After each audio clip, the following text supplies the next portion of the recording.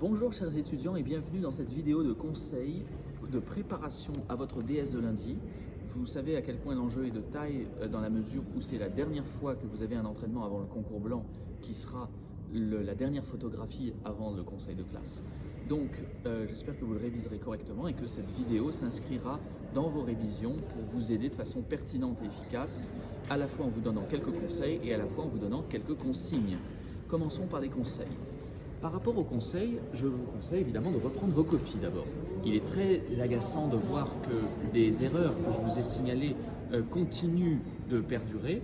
Il y a des choses qui sont faciles à éliminer et donc je vous conseille de ne pas recommencer en regardant ligne par ligne tout ce que vous devez savoir pour ne pas recommencer.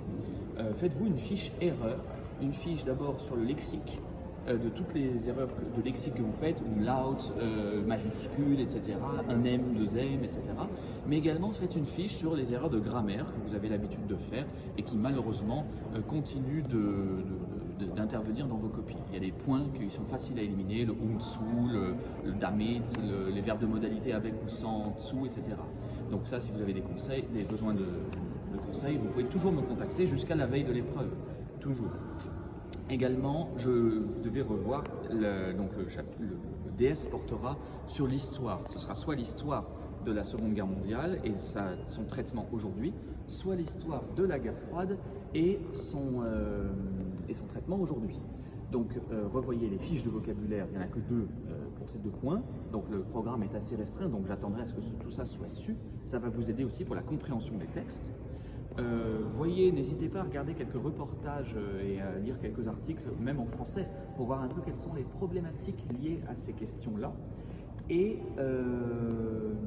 puis bien sûr, relisez le cours pour regarder, ça vous aide, si vous n'avez pas le temps évidemment, de regarder quelques articles.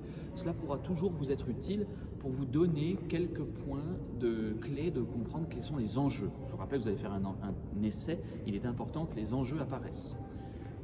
Je vous invite également à revoir le vocabulaire des chapitres liés peut-être à l'immigration, à la politique, etc. Il y a toujours des mots qui peuvent intervenir dans les textes et puis vous pouvez en avoir besoin, surtout si vous comptez parler de choses qui seraient récupérées politiquement. Donc le chapitre 1 pourrait avoir une utilité aussi pour vous. Je vous conseille ensuite le mieux serait de vous préparer, faire un essai. Vous savez, il n'y en a pas 50 000 des sujets possibles sur guerre froide et Seconde Guerre mondiale, donc on peut facilement s'entraîner et presque deviner le sujet à l'avance. Là-dessus, c'est pour moi la meilleure préparation, la plus efficace, c'est de préparer à l'avance des exemples, des sujets, etc. En parlant d'exemples, préparer des exemples concrets, il faut apprendre maintenant les chiffres de la civilisation. Ça peut être fait dans la dernière étape. Le plus important, c'est de vous exprimer dans un allemand convaincant et cohérent, mais ce qui est le plus utile, enfin ce qui peut être aussi utile, je veux dire, c'est d'apprendre le lexique, des exemples qui pourraient servir. Là, en plus, comme le champ de révision est restreint, eh bien, vous pouvez tout à fait avoir de la place mentale pour apprendre vos exemples. Ensuite, je crois que c'est à peu près tout. Si vous lisiez quelques textes de colle, là, vous savez, il y a quelques-uns d'entre vous qui sont tombés déjà en colle sur les sujets liés à la Seconde Guerre mondiale, eh bien, vous pouvez demander aux uns et aux autres de vous envoyer les sujets de colle, et comme ça, vous pourrez avoir facilement comment on appelle ça, un entraînement sur un texte. Voilà. Ensuite, par rapport au jour J, je vous conseille, c'est toujours dans les conseils, de ne pas perdre trop de temps sur la compréhension des textes et de lire le plus vite possible les textes. Si vous êtes intelligent, vous pouvez deviner un petit peu ce que les textes vont dire. Donc, je vous rappelle, c'est que 8 points sur 20 remis le tout sur 6, donc c'est pas énorme. Donc, il ne faut pas passer trop de temps sur la lecture des textes, passer du temps à la rédaction. Je pense, comme je vous l'ai dit en classe, 1h30, 1h45 maximum sur la lecture des textes. Ensuite, l'essai, ça doit vous prendre vraiment un temps considérable. Là, j'ai mis beaucoup de notes de bas de page pour les textes, donc au moins vous n'aurez pas d'excuses pour dire que vous ne compreniez pas, même si j'ai pas tout traduit, bien entendu. L'essai va requérir pour vous un grand effort puisque ça coûte la moitié de la note. Je vous demande de consacrer vraiment presque 1h30, 2 heures sur cet exercice-là. Il est important de se relire et de relire, relire, relire, et pas bêtement en relisant tout le texte. Il faut relire en ayant à chaque fois, je vais regarder la place de tous les verbes, ensuite je vais regarder toutes les majuscules, ensuite je vais regarder toutes les virgules, ensuite je vais regarder... Donc ça va prendre du temps, c'est des relectures différentes. Mon professeur d'allemand disait, il est important de relire par le bas et de reterminer par la première phrase. Comme ça déconstruit un petit peu l'assemblage des pensées, etc. Passer du temps au brouillon pour être le plus...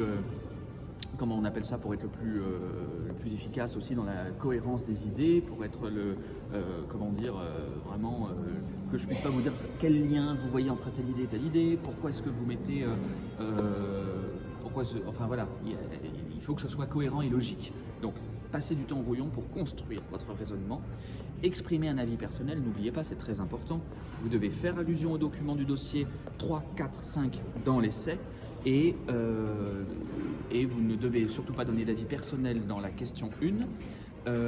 Je vous conseille également de passer le moins de temps possible sur le thème, parce que vous savez que c'est un exercice qui est bien difficile et que c'est,